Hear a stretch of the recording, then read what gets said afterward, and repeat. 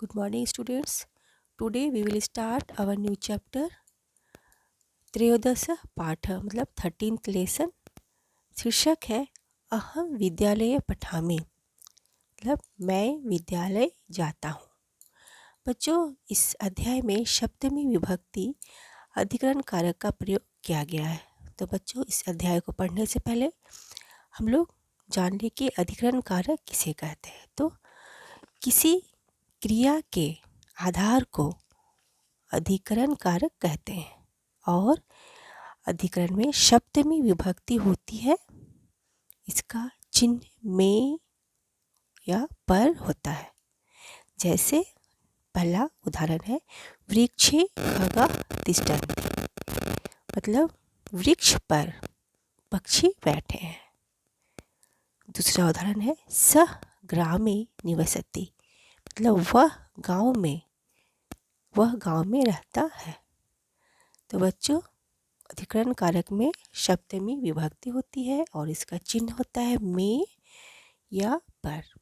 तो बच्चों, यहाँ पर जिस प्रकार मैंने नंबर दिया है 1 2 3 4 5 6 7 8, इस प्रकार आप लोग अपना बुक में नंबरिंग की लगा दीजिए और हम लोग एक एक करके इसका हिंदी अर्थ देखेंगे। त्वम कुत्र वससि, मतलब तुम कहाँ रहते हो। अहम गृहे वसामि, मैं घर में रहता हूँ। बच्चों, ये त्वम मध्यम पुरुष एकवचन में है। दूसरा है त्वम कुत्र पठसि, मतलब तुम कहाँ पढ़ते हो। वो बोलता है अहम विद्यालये पठामि, मैं विद्यालय में पढ़ता हूँ। तीसरा है त्वम कुत्र क्रीडसि, तुम कहाँ खेलते हो। अहम क्रीडा क्षेत्रे क्रीडामि, मतलब मैं खेल के मैदान में खेलता हूँ। क्रीडा क्षेत्र ये गृह विद्यालय क्रीडा क्षेत्र ये अधिकरण कारक सप्तमी विभक्ति में है, मतलब मैं खेल के मैदान में खेलता हूँ। अहम मार्गे चलामि, मैं रास्ते पर चलता हूँ। पितामह उद्याने भ्रमति, दादाजी बगीचा में घूमते हैं। खगा आकाशे उत्पतन्ति, मतलब चिड़िया आकाश में उड़ती हैं। बच्चों, ये खगा जो है ये बहुवचन में है। खगा मतलब बहुत सारी चिड़िया आकाश में उड़ती हैं। चौथा है आकाशे मेघ सन्ति, मतलब आकाश में बादल है। देखो बहुत सारे बादल यहाँ पर देखे ना, ये बारिश हो रही है। यहाँ पर बादल से क्या होता है, बारिश होती है। मेघे जलम अस्ति, मतलब बादल में जल होता है, जल है, होता है नहीं, बादल में जल है। अस्ति मतलब है। मेघात् वर्षा भवति, मतलब इसका हिंदी अर्थ है बादल से वर्षा होती है। नंबर 5 खगा कुत्र वसन्ति, मतलब चिड़िया कहाँ रहती हैं। देखो इस चित्र में हम लोग देख रहे हैं बहुत सारी चिड़िया है। तो पूछ रहा है, मैंने इसका हिंदी अर्थ है खगा कुत्र वसन्ति, मतलब चिड़िया कहाँ रहती हैं।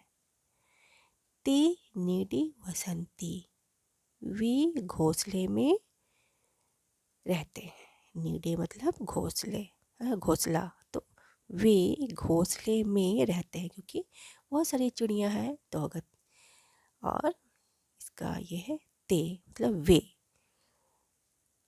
घोंसले में रहती हैं या रहते हैं।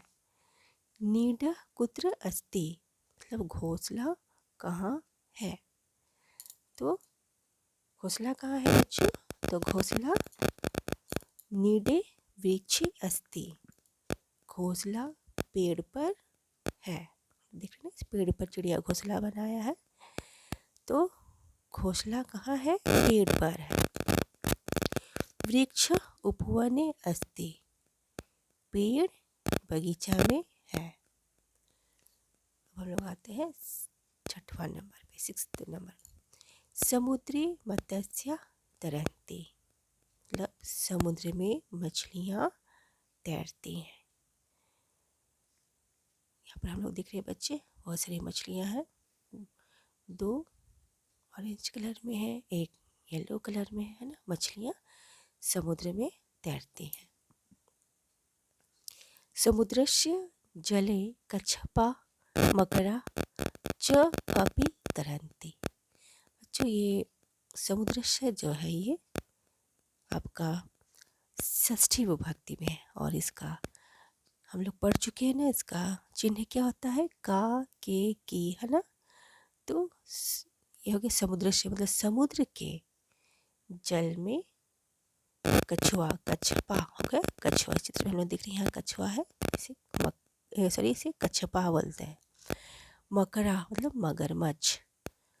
च अपि तरंती मतलब समुद्र के जल में कछुआ और मगरमच्छ भी तैरते हैं। अपि मतलब हो गया भी, च मतलब और। तो समुद्र के जल में कछुआ और मगरमच्छ भी तैरते हैं। 7वां नंबर, प्रज्ञा तरती। प्रज्ञा तैरती। देख रहे हैं कि ये लड़की है, इसका नाम क्या है? प्रज्ञा। तो प्रज्ञा तैरती है। कि त्वम तरसी, क्या तुम तैरते हो? आम अहम अपि तरामि, हाँ मैं भी तैरता हूँ। अहम विद्यालयस्य तरनताले तरामि, मैं विद्यालय के तरनताल में तैरता हूँ। 8वां नंबर पे 8 नंबर, करगत नौका कस्मिन तरंती। करगत मतलब होता है कागज, है ना। तो कागज की नावें, करगत नौका मतलब कागज की नावें। नौका ये बहुवचन में है, मतलब बहुत सारे हैं कागज की नावें। हम देख रहे बच्चे यहाँ इस पानी में यहाँ पर तैरा रहे हैं, ठीक ना। वर्षा में बच्चे कागज की नाव बनाकर पानी में उसे तैरने के लिए छोड़ देते हैं, मजा लेते, आनंद लेते। देखो यहाँ बच्चे खुशियाँ मना रहे हैं कागज का नाव डालकर। तो करगत नौका कस्मिन तरंती, मतलब कागज की नावें किसमें तैरती हैं? तो करगत नौका वर्षा जले तरंती, मतलब कागज की नावें वर्षा के जल में या वर्षा के पानी में तैरती हैं या तैरते हैं। पश्य मतलब देखो, बालक क्रीडन्ति, लड़के खेलते। जिसमें हम लोग देख रहे हैं कि लड़के खेल रहे हैं। ते प्रसन्ना संति, वे खुश हैं। ये बच्चे बहुत खुश हैं। तो बच्चों जिस प्रकार मैंने इसका हिंदी अर्थ बताया है, उसे अपने स्कूल की संस्कृत की कॉपी में अच्छी तरह से लिखना है। पहले संस्कृत लिखना है, उसके बाद ही उसका हिंदी अर्थ लिखना है। बहुत सारे बच्चे सिर्फ हिंदी अर्थ लिखते हैं, संस्कृत लिखते ही नहीं। पहले संस्कृत वाक्य लिखना है, उसके बाद उसका हिंदी अर्थ। जैसे कि नंबर 1 है त्वम कुत्र वससि, अहम गृहे वसामि। तो इसका हिंदी अर्थ क्या हुआ? तुम कहाँ रहते हो? अहम गृहे वसामि मतलब मैं घर में रहता हूँ। तो इसका पहले हिंदी अर्थ लिखना है, उसके बाद ही नंबर 2 स्टार्ट करना है, फिर इसका हिंदी अर्थ। जब ये कंप्लीट हो जाए तो नंबर 3। इस प्रकार इसे इस चैप्टर को कंप्लीट करना है। हिंदी अर्थ इस प्रकार है।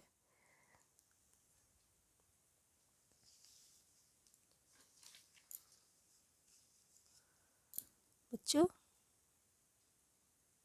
इसे अपनी संस्कृत की कॉपी में कंप्लीट कर लेना है और इसे याद भी करना है।